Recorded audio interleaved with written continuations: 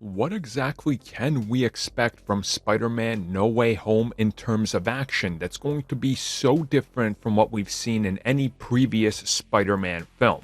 Well, we don't exactly have a confirmation of what it's going to look like or even a description, but Tom Holland, Spider-Man himself, wants us to know it's going to be different.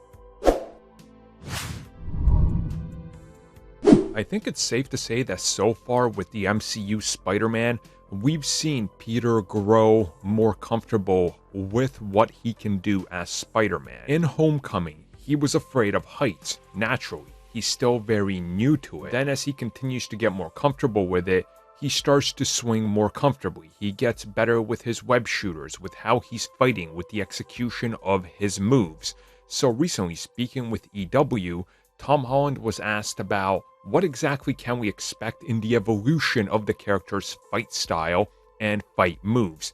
And he said that there's going to be a lot more hand-to-hand combat in this film that he's involved with, but also that it gets a lot more visceral and versatile, and that there's a lot of prep work that went into this, and this also includes magical spells and dimensions that factor into it. So we can only use what he says as a basis, but if we see what Doctor Strange has done in other films, if we just look at Infinity War, for example, them jumping through portals and such, then you incorporate multiple Spider-Men and villains and the multiverse and spells and whatever, probably more of that, but at a more insane level considering, so many things are going on.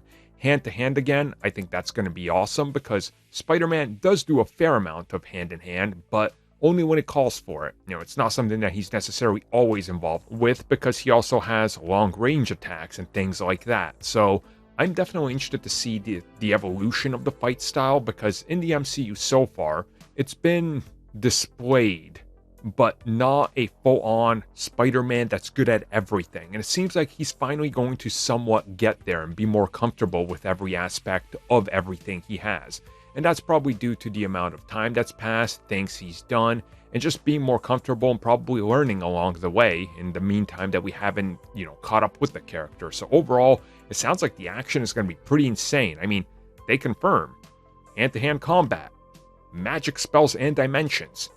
I mean, we're probably going to be like flying or swinging through a dimension, like punching and kicking through it, landing in a different one. I mean, who knows? But it's probably going to be very visually intense.